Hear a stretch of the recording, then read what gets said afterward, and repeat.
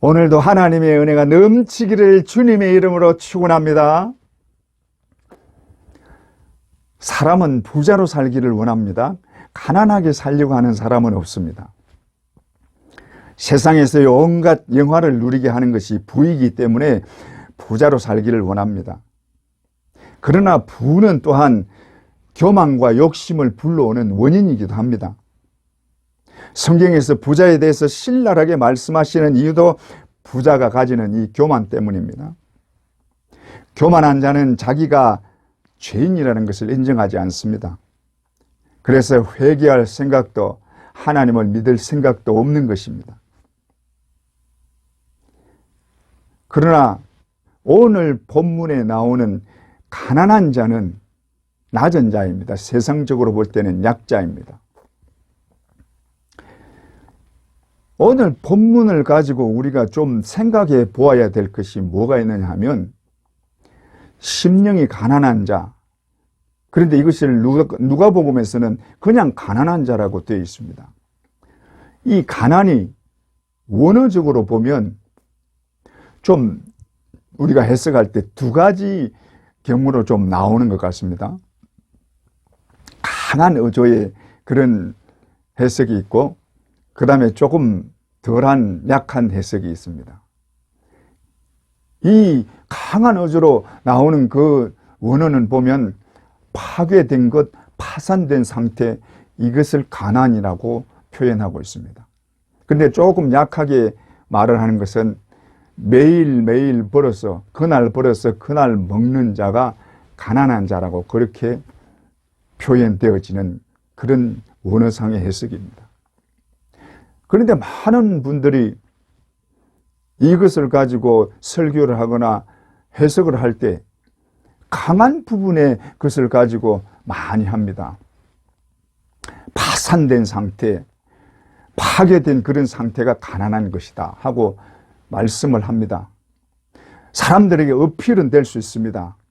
강한 어조로 강한 그런 부분을 가지고 말씀하면 어필은 될 수 있습니다. 그러나 여러분 한번 생각해 보십시오. 파괴된 그런 상태, 파산된 상태의 가난한 자가 복이 있다? 한번 예를 들어 보십시다. 사업을 하다가 사업이 완전히 망해서 폭삭 내려앉아 버렸습니다.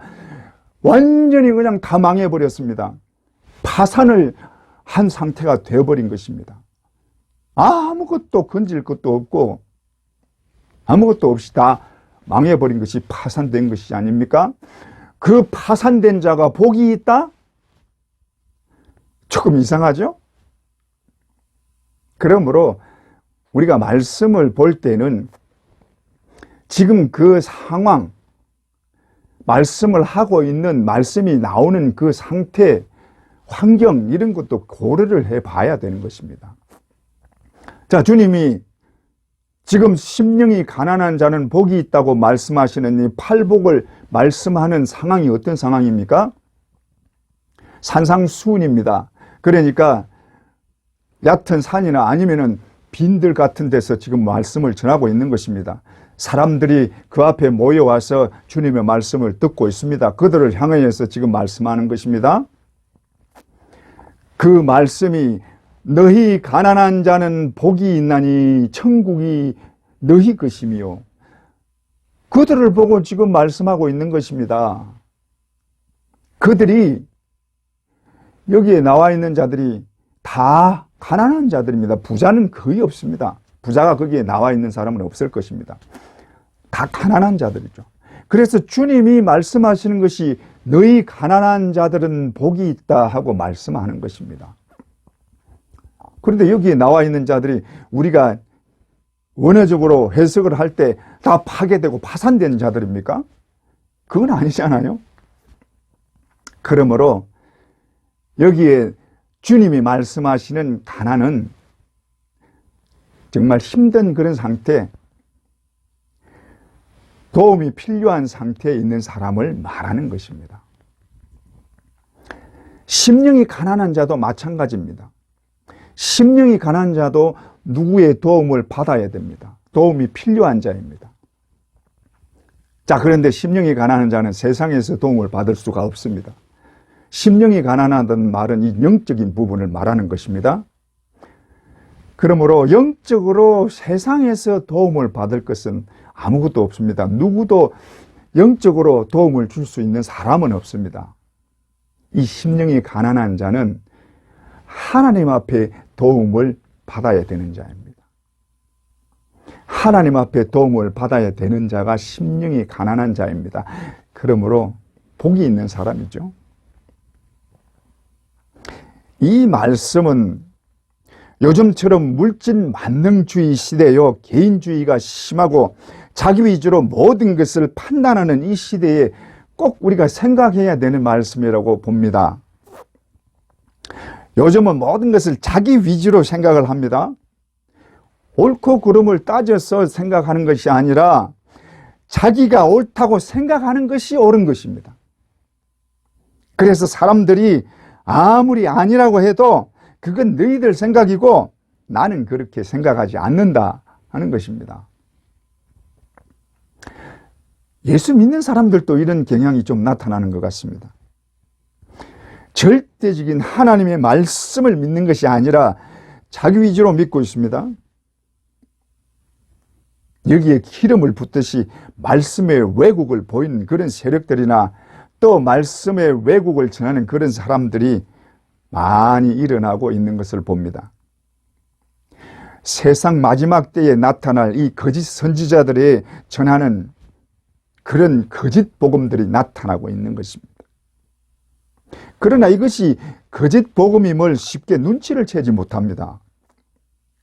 왜냐하면 교회 내에서 성경을 가지고 말씀하기 때문입니다.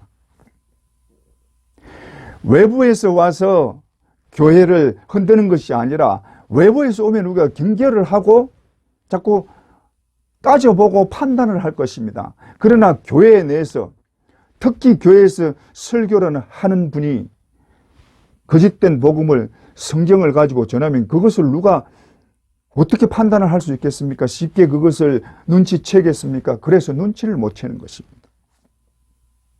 지금 한국 교회를 보면 실제로 이런 일들이 일어나고 있다고 보여집니다. 그래서 영적으로 깨어있는 자들이나 영 분별하는 은사가 있는 자들은 하나같이 이 부분을 경고하고 있습니다. 이 부분을 강조하고 경고하고 있습니다. 여러분의 귀가 열려서 이 경고를 들을 수 있기를 바랍니다. 이 경고를 듣고 우리가 분별을 하려면은 깨어서 기도하는 길밖에 없습니다. 우리는 지금 이 시대에 깨어서 기도할 때이지 잠자고 있을 때가 아닙니다. 잠자면 다 같이 당하고 마는 것입니다. 다 같이 죽음으로 몰려갈 수밖에 없습니다. 깨어 있어야 되고 깨어 기도해야 됩니다. 지금이 깨어 기도할 때입니다. 일어날 때입니다. 그리고 깨어 기도하는 자가 심령이 가난한 자입니다. 이제 좀 구체적으로 심령이 가난한 자는 어떤 자를 말씀하는 것인지 좀 구체적으로 알아보십시다. 첫째로 갈급함을 느끼고 구하는 자가 심령이 가난한 자입니다. 우리가 신앙생활을 할 때 보면 신앙의 기복이 있는 것을 봅니다. 은혜를 받아서 기쁨이 넘칠 때가 있습니다. 그럴 때는 언제나 이 은혜 가운데서 기뻐하고 즐거워할 것 같습니다. 그렇게 은혜 가운데 언제나 있으면 좋겠는데 세상에 나가서 살다가 보면 세상에는 내 은혜 받은 것을 한순간에 다 잃어버리게 하는 그런 일들이 수도 없이 많습니다. 세상에 나가서 세상과 맞닥뜨리는 순간에 내 은혜를 다 잃어버릴 수 있는 그런 일들이 내게 닥치는 것입니다. 그래서 받은 은혜를 다 쏟아버리고 냉랭한 마음이 될 수 있습니다. 그것이 지속되면 메마른 그런 심령이 되고 사막과 같은 그런 심령이 될 수 있습니다. 이럴 때 자칫 잘못하면 신앙에 문제가 생길 수 있습니다. 신앙을 통째로 잃어버릴 수도 있기 때문입니다. 우리 신앙인들은 은혜가 떨어지고 메마른 심령이 되면 갈급함을 느낍니다. 그리고 갈급함을 느끼는 것이 정상입니다. 이 갈급함을 느낄 때에 은혜의 담비를 받기 위해서 하나님 앞으로 나와야 되는 것입니다. 세상에만 머물러 있으면 은혜는 완전히 떨어지고 신앙에 문제가 생겨서 신앙을 완전히 다 잃어버릴 수도 있습니다. 하나님을 떠나버릴 수도 있다는 것입니다. 그러므로 갈급함을 느낄 때에는 빨리 하나님 앞으로 돌아와야 되고 기도 자리로 돌아와야 됩니다. 그래야 다시 은혜를 회복할 수 있습니다. 갈급함을 느끼는데도 그것을 자꾸 무시해버리고 세상에만 머물러 있으면 신앙은 벌써 떨어지고 하나님과의 관계는 끊어지고 세상에 그냥 흘러가는 것입니다. 그러면 세상과 같이 망하는 것입니다. 갈급함을 느낄 때 그것을 무시하면 안 됩니다. 분명히 갈급함을 느끼게 됩니다. 그때는 반드시 주님 앞에 나와야 됩니다. 은혜의 자리로 다시 나와야 되는 것입니다. 여러분의 심령이 갈급함을 느낍니까? 갈급함을 느낄 때는 주님 앞으로 나와야 됩니다. 갈급함을 느끼는데도 불구하고 그것을 내버려 두고 그냥 세상에 머물러 있으면 세상에 내가 자꾸 휩쓸려 갑니다. 여러분 자신을 한번 생각해보고 한번 점검해 보시기 바랍니다. 자기 자신의 생각이 세상 것으로만 가득 차 있습니까? 부르는 노래나 듣는 모든 노래가 세상 노래밖에 없습니까? 예배를 들어도 기쁨이 없고 형식적으로밖에 들어지지 않습니까? 교회에 나오는 것이 힘듭니까? 그러면은 여러분의 신앙은 분명히 문제가 생긴 것입니다. 여러분 이럴 때는 내 마음의 갈급함도 잘 느끼지 못할 수 있습니다. 그러나 하나님은 언제나 기회를 주십니다. 오늘 말씀을 듣는 사람 중에도 이 기회를 받을 수 있습니다. 여러분이 점검해 보시고 오늘 나에게 하나님께서 주시는 기회구나 생각할 때 빨리 하나님 앞으로 돌아와야 됩니다. 그것도 자꾸 무시하고 늦추면 여러분의 신앙은 완전히 끝나버립니다. 세상에 휩쓸려 가버릴 그런 상태가 되는 것입니다. 그러므로 기회 있을 때, 기회 주실 때 하나님 앞으로 회개하고 돌아와야 됩니다. 그리고 하나님 앞으로 돌아오기를 하나님은 정말 기다리고 계십니다. 하나님은 한 영혼도 잃어버리지 않기를 원하십니다.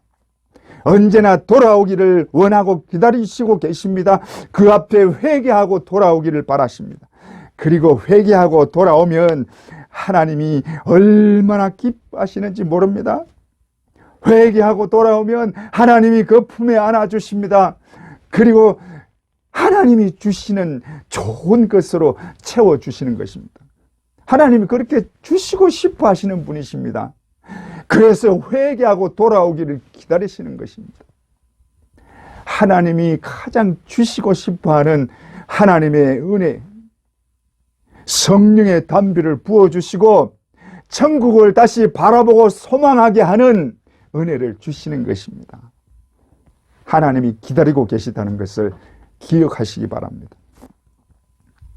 여러분 마음에 만족이 없고 허전함을 느낄 때 그때가 은혜의 담비가 필요한 때입니다. 그때는 하나님 앞에 나와서 기도하십시오. 하나님, 메마른 내 영혼에 은혜의 담비를 내려주소서. 하나님, 내 영혼이 메마릅니다. 갈급합니다. 은혜의 담비를 내 영혼에 내려주소서. 여러분 우리가 거듭난 사람이라면 은혜에 대한 갈급함이 있습니다. 그리고 하나님 앞에 나와서 구해야 되는 때입니다.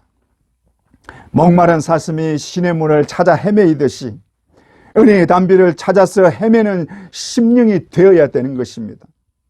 시편 42편 1절에 하나님이여 사슴이 시냇물을 찾기에 갈급함같이 내 영혼이 주를 찾기에 갈급하니이다. 내 영혼이 주를 찾기에 갈급하니이다. 주여 내 영혼이 갈급합니다. 내 영혼이 갈급함을 느낍니다. 은혜를 내려주소서. 은혜의 담비를 내려주소서.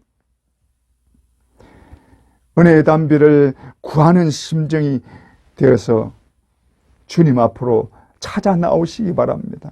그 은혜의 담비를 찾아서 나오시기 바랍니다. 주님이 주시는 생수를 구하는 심령이 되기를 바랍니다. 이런 자가 심령이 가난한 자입니다. 그러므로 은혜가 떨어질 때마다 내 영혼이 갈급함을 느낄 때마다 은혜를 구해야 합니다. 마치 우물가에서 주님에게 생수를 구했던 여인처럼. 요한복음 4장 14절에서 15절 내가 주는 물을 마시는 자는 영원히 목마르지 아니하리니 내가 주는 물은 그 속에서 영생하도록 솟아나는 샘물이 되리라. 여자가 이르되 주여 그런 물을 내게 주사 목마르지도 않고 또 여기 물길로 오지도 않게 하옵소서. 이 여인은 세상의 것만 구한 여인이었습니다.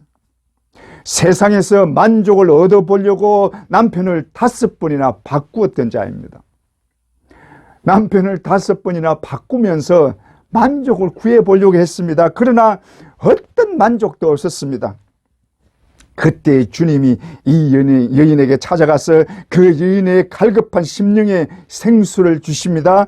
내가 주는 물을 마시는 자는 영원히 목마르지 아니하리니. 이 여인은 주님에게 그 생수를 구했고 주님을 믿음으로 이 생수를 찾았습니다. 여러분 갈급함을 느끼십니까? 이 여인처럼 세상의 헛된 것 찾지 마시고 주님이 주시는 생명의 생수로 채우시기 바랍니다. 갈급한 심령의 성령의 담비를 구하시기 바랍니다. 주여 내 영혼이 갈급합니다. 은혜의 담비를 부어주소서. 성령의 담비를 부어 새 생명 주옵소서. 갈급함을 느끼고 은혜의 담비를 구하는 자가 심령이 가난한 자입니다. 둘째로 사모하는 자가 심령이 가난한 자입니다. 사모하는 것에는 여러 가지가 좀 있을 수 있습니다. 먼저 여호와를 사모하는 것입니다. 시편 63편 1절에 하나님이여 주는 나의 하나님이시라. 내가 간절히 주를 찾되 물이 없어 마르고 황폐한 땅에서 내 영혼이 주를 갈망하며 내 육체가 주를 앙모하나이다. 다윗은 하나님을 보고 사모하는 자였습니다. 언제나 하나님 앞에 나오기를 원하였고 하나님을 바라고 의지하는 자였습니다. 시편 62편 1절에서 2절에 나의 영혼이 잠잠히 하나님만 바라며 나의 구원이 그에게서 나오는도다.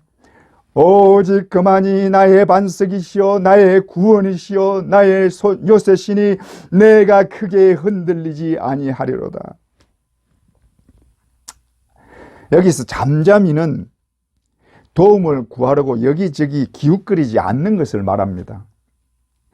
가만히 앉아서 한 곳만 바라보는 것이 잠잠히 바라보는 것입니다. 하나님 한 분만 바라보겠다는 말입니다. 그만이 나의 구원자요 나를 지키는 자임을 알기 때문에 하나님 앞에 잠잠히 그 구원을 바라고 앉는 것입니다. 하나님을 바라보고 사모합니다. 나의 영혼이 잠잠히 하나님만 바라며 나의 구원이 그에게서 나오는도다. 나의 구원은 하나님밖에 없습니다. 그는 나의 구원이시오 나의 요새시오 나의 반석이시니 내가 크게 흔들리지 아니하리로다. 우리 마음이 하나님을 사모하는 마음이 되기를 바랍니다. 여러분 이렇게 하나님만 바라보고 하나님을 사모하는 다윗을 하나님은 늘 지켜주셨습니다. 그에게 하나님은 산승이 되셨고 피할 바위가 되셨습니다. 깊은 웅덩이에서 건져주셨고 사망의 음침한 골짜기에서도 보호해 주시고 함께 지나가게 하셨습니다. 더욱이 그의 족보를 통해서 우리의 구원자이신 예수 그리스도께서 이 땅에 오게 되는 복을 받게 된 것입니다. 하나님은 그를 바라보고 언제나 사모하는 자에게 더 큰 사랑과 더 큰 은혜를 베풀어 주십니다. 믿습니까? 하나님을 사모하는 마음, 하나님을 사랑하는 자는 하나님을 더 가까이 하고 싶습니다. 늘 가까이 가고 싶습니다. 그리고 하나님이 얼마나 나를 사랑하고 있는지를 깨달은 자는 하나님을 사모할 수밖에 없습니다. 더욱더 보고 싶어 합니다. 그래서 가까이 나가는 것입니다. 하나님을 사모하는 자, 하나님께 더 가까이 나아가는 자, 하나님만 바라보고 하나님을 의지하고 하나님의 구원을 바라는 자, 그 심령이 가난한 자입니다. 심령이 가난한 자가 이런 자입니다. 또 주의 전을 사모하는 마음이 있습니다. 요한복음 2장 17절에 제자들이 성경의 말씀에 주의 전을 사모하는 열심이 나를 삼키리라 한 것을 기억하더라. 예수님이 제자들과 예루살렘 성전에 들어가는 중에 성전 안에서 장사하는 것을 보시고 사람들을 다 내어 쫓습니다. 상을 엎으시고 물건들을 밖으로 집어 던지고 사람들을 다 몰아냅니다. 주의 전을 사모하는 마음이 계셔서 그런 것입니다. 구약시대의 성전은 하나님이 거하시는 곳으로 생각을 했습니다. 그래서 전에 나가서 하나님 앞에 기도하는 것입니다. 성전에 나가서 기도하는 것은 하나님이 그 성전에 계시기 때문에 하나님께 기도하고 하나님을 만나기 원하는 그런 마음입니다. 그러므로 하나님의 전을 사모하는 마음은 곧 하나님을 만나기를 사모하는 그런 마음입니다. 오늘날은 꼭 교회에 나가서 기도하지 않아도 됩니다. 그러나 그럼에도 교회에 나와서 기도하는 이유는 세상에서 나와서 하나님 앞에 있고 싶다는 것입니다. 여러분, 교회에 와서 기도하는 것은 하나님 앞에 더 가까이 가고 싶다는 표현입니다. 우리가 하나님 앞에 더 가까이 나아가기를 원하는 마음으로 교회에 나와서 기도하는 것입니다. 그것이 하나님 앞으로 가까이 나가고 싶다는 우리의 마음의 표현입니다. 이 마음이 주의 전을 사모하는 마음입니다. 또 주님을 사모하는 마음이 있습니다. 예수를 진실로 믿는 사람은 주님을 사모하게 됩니다. 사랑하는 사람은 늘 보고 싶습니다. 저는 가끔 그런 생각을 할 때가 있습니다. 주님을 보면 얼마나 아름다우실까? 이 땅에 있을 때는 어땠을지 모르겠습니다. 성경이 흠모할 만한 것이 없다고 했으니까 별로 아름다운 모습이 아니었을지도 모릅니다. 그러나 부활하시고 영광을 받으시고 하나님 나라에 오르신 후에는 그 모습이 완전히 달라졌습니다. 영광스러운 모습으로 바뀌었습니다. 영광스러운 모습으로 영화를 입은 그런 모습이 된 것입니다. 그러니 얼마나 아름답겠어요? 늘 보고 싶은 얼굴일 것입니다. 여러분, 아름다운 모습을 보면, 그런 얼굴을 한 그런 사람을 보면 자꾸 보고 싶잖아요. 이 땅에서 조금 잘생긴 사람이나 미인을 보면 그것도 그렇게 보고 싶은데, 이 땅에서 아름답고 그 미인의 얼굴과는 비교도 안 되는 영광을 입으시고 영광의 모습을 한 주님의 얼굴을 보면 얼마나 보고 싶겠어요. 자꾸 보고 싶을 것입니다. 그래서 저는 주님의 얼굴을 좀 봤으면 좋겠다는 생각이 너무나 간절합니다. 주님의 얼굴을 보면 얼마나 아름다울까.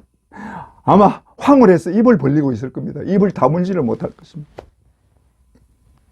늘 보고 싶은 얼굴일 것입니다.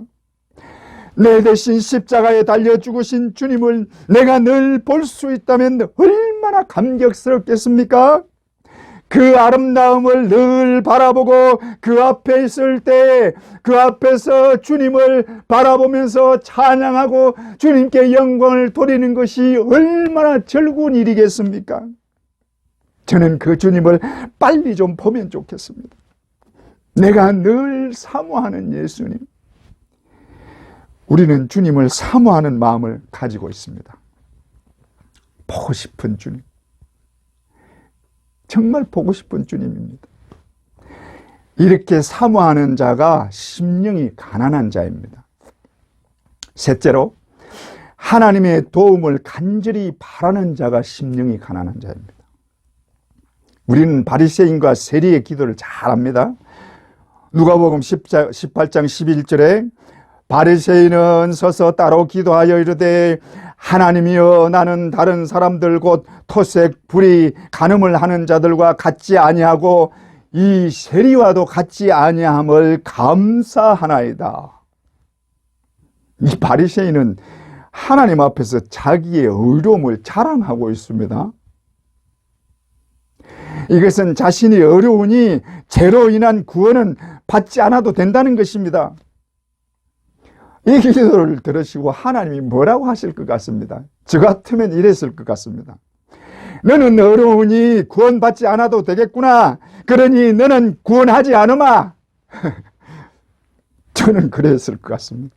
그러나 세리는 18장 13절에 세리는 멀리 서서 감히 눈을 들어 하늘을 쳐다보지도 못하고 다만 가슴을 치며 이르되 하나님이여 불쌍히 여기소서 나는 죄인이로소이다 하였느니라. 세리는 자신이 죄인임을 압니다. 그래서 자신이 구원받지 못한다는 것도 압니다. 그래서 불쌍히 여기소서. 하나님, 나는 하나님의 도움이 필요합니다. 하나님이 도우시지 않으면 나는 구원받지 못합니다. 하나님, 나는 죄인입니다. 나를 불쌍히 여기소서. 가슴을 치면서 하나님께 도움을 구한 것입니다. 그에게는 바리새인이 가진 어떤 의도 갖지 못했습니다. 그래서 바리새인이 가진 교만은 가질 수도 없었습니다. 성전 앞에 나오지도 못했습니다. 저 한쪽 구석에서 사람들이 볼까봐 한쪽 구석에 숨어서 고개도 들지 못하고 기도했습니다. 하나님이여 나를 불쌍히 여기소서. 하나님은 그 기도를 보시는 분이십니다. 하나님은 그 기도를 보시고 들으시고 이 세리의 기도를 하나님이 응답하시는 것입니다. 또 하나님의 도움이 절실히 필요한 또 한 사람이 있었습니다.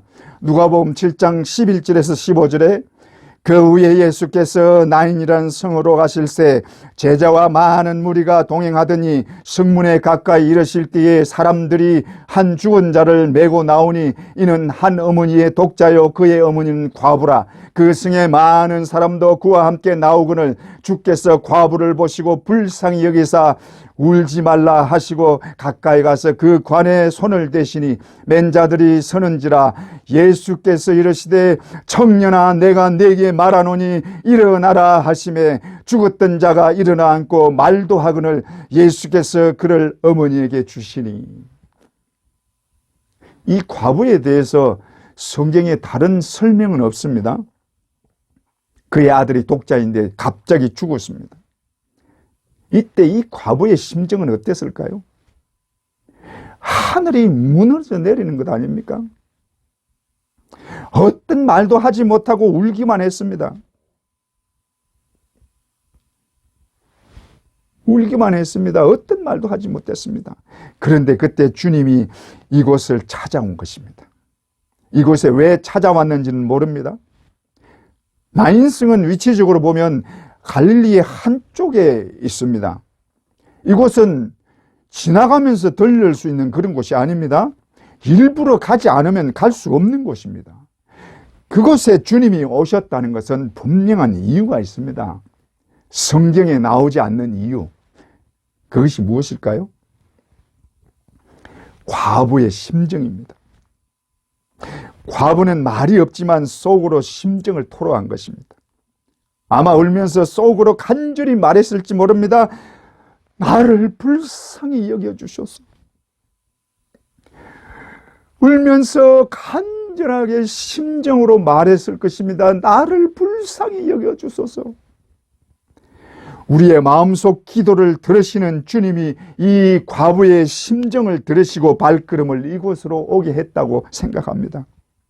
물론 추측입니다만 과부의 심정을 들었기 때문에 주님이 이곳에 온 것입니다. 그리고 주님이 오셔서 과부의 눈물을 보시고 울지 말라, 울지 말라 위로하고 계십니다. 참 위로자이신 주님이 울지 말라 하시고 그 눈에서 눈물을 그치게 하십니다. 그 아들을 향하여서 청년아 일어나라. 주님의 명령에 죽었던 아들이 살아난 것입니다. 그리고 과부에게 주시면서 그에게 참 위로를 하십니다. 우리 주님은 우는 자의 눈물을 보십니다. 그리고 그 눈에서 눈물을 닦아주시는 분이십니다. 우는 자의 눈물을 지나치지 않습니다. 그 눈물을 주님은 보십니다. 그리고 그 눈물을 닦아주시는 분이십니다. 우는 자의 간절한 심정을 우리 주님은 아십니다. 하나님의 도움을 간절히 구하는 자, 그 마음에 간절함이 있는 자가 심령이 가난한 자입니다. 이렇게 심령이 가난한 자가 받는 복은 천국입니다. 심령이 가난한 자는 복이 있나니 천국이 저희 것이며. 성경에서는 천국에 대해서 너무나 생생하게 말씀하고 있습니다.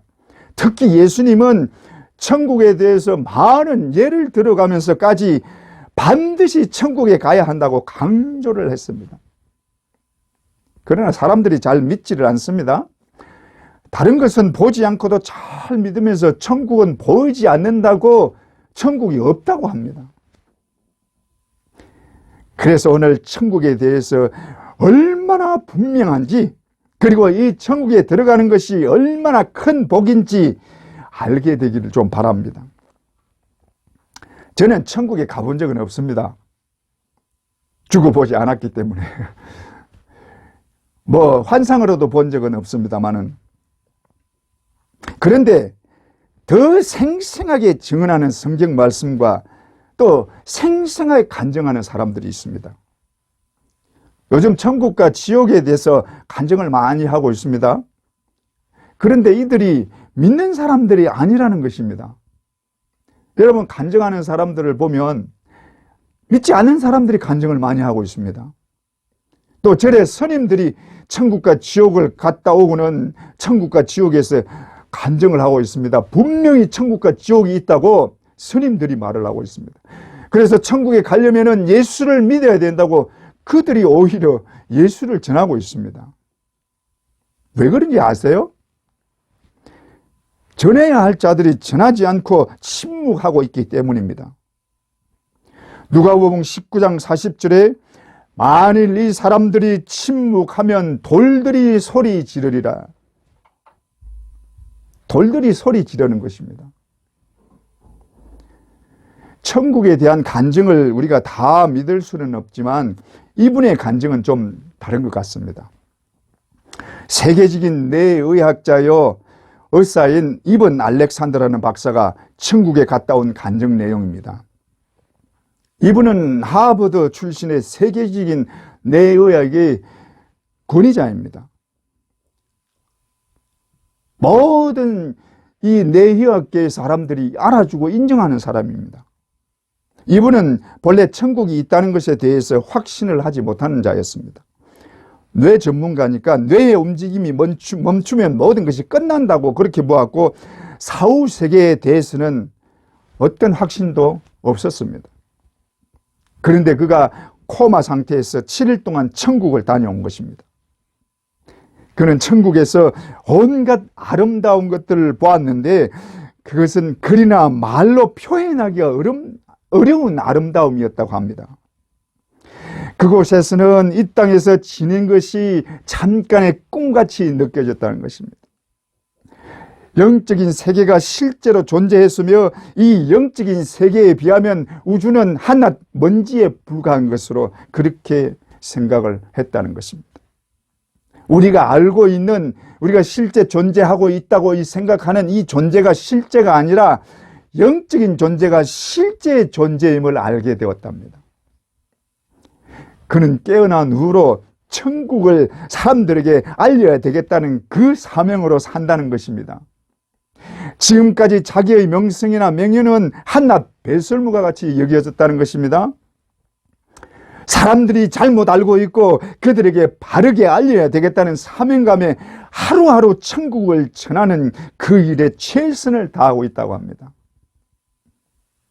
그분은 강조합니다. 천국은 실제로 존재합니다. 천국은 분명히 있습니다.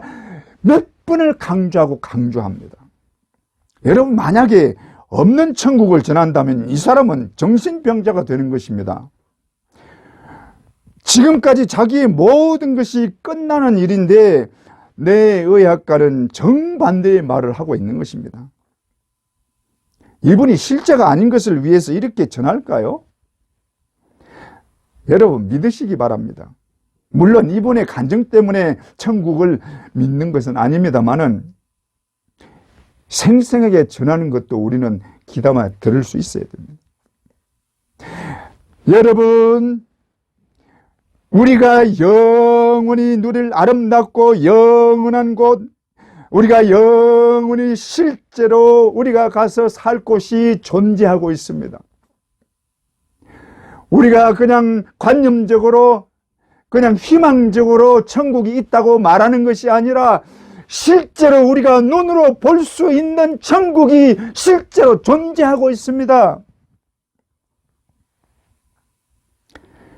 성경에서도 천국에 다녀온 후 기록한 내용이 많이 있습니다. 바울 사도는 세 번째 층을 천국이라고 말합니다.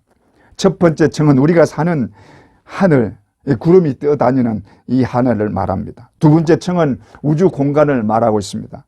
세 번째 층이 바로 하나님이 계시는 천국입니다.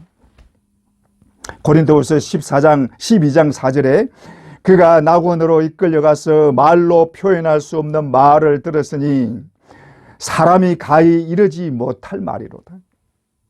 바울은 셋째 하늘인 천국에 올라갔고 거기서 보고 들은 말은 입으로 할 수 없는 말이라는 것입니다. 사람이 가히 말을 할 수 없는 말이라는 것입니다. 우리가 충격을 받으면 말을 못합니다. 바울이 천국을 보고 충격을 받은 것입니다. 천국의 그 모습을 보고 충격을 받아서 말을 못합니다. 여러분, 충격을 받으면 멍해지잖아요. 입만 이렇게 벌리고. 지금 바울이 그런 상태인 것입니다. 가장 구체적으로 표현하는 것은 요한계시록입니다.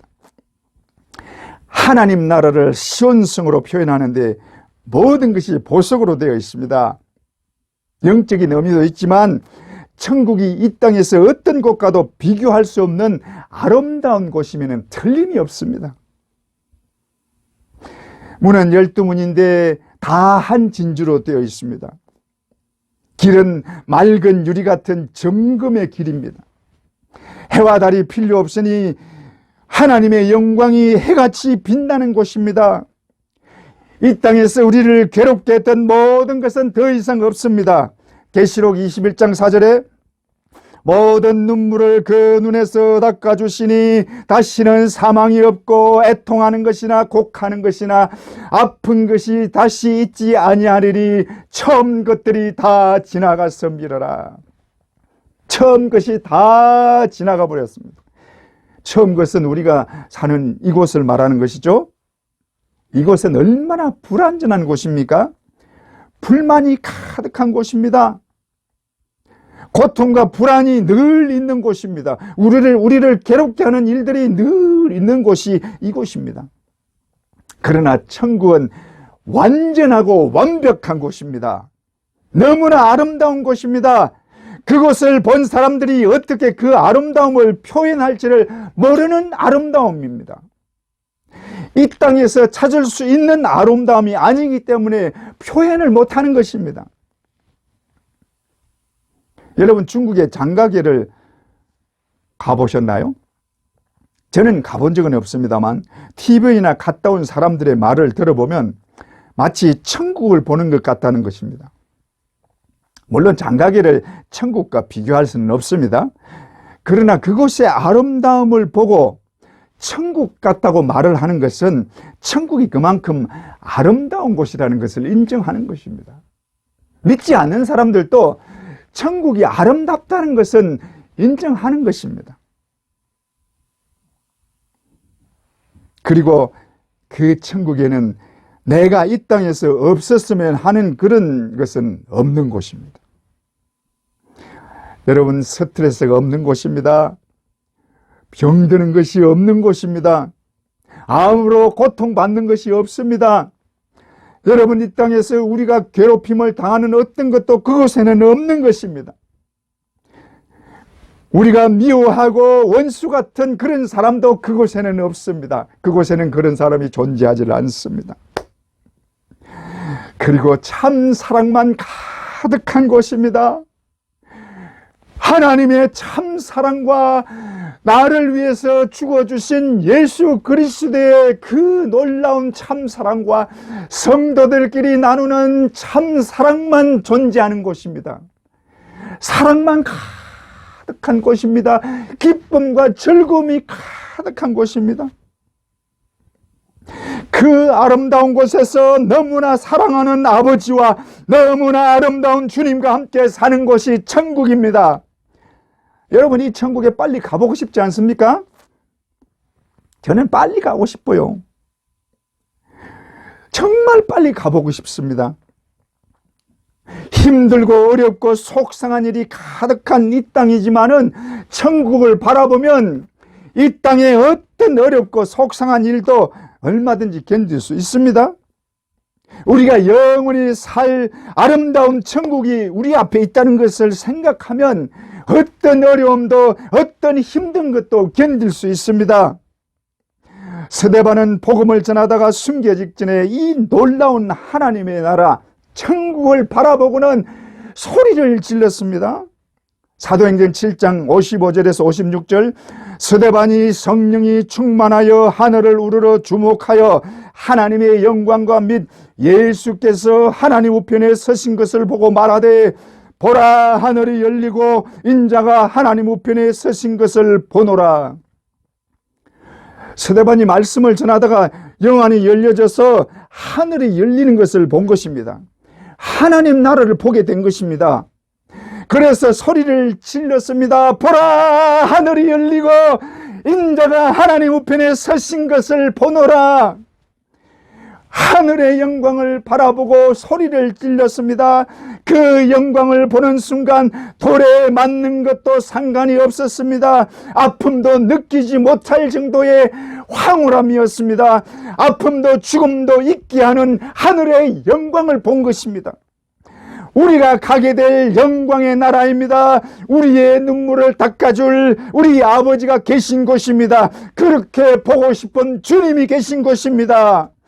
주님 앞에서 그 아름다움을 늘 보고 살 곳입니다. 잠시 후에 강만 건너면 우리 앞에 낙원이 전개될 것입니다. 저 강 건너 낙원이 있네. 아름답고 영원한 곳, 믿는 자만 그곳으로 가겠네. 황금 문을 들어가서 주와 함께 살리로다. 그 다음엔 여러분이 부르세요. 우리 앞에 아름답고 영원한 천국이 있습니다. 우리 앞에 환히 열리고 우리가 영원히 살 천국이 우리를 기다리고 있습니다. 그것을 바라보세요. 갈급한 심령으로 사모하는 마음으로, 하나님의 도움을 간절히 바라는 마음으로 심령이 가난한 자가 되어 받는 이 천국을 우리 모두가 받게 되기를 주님의 이름으로 축원합니다.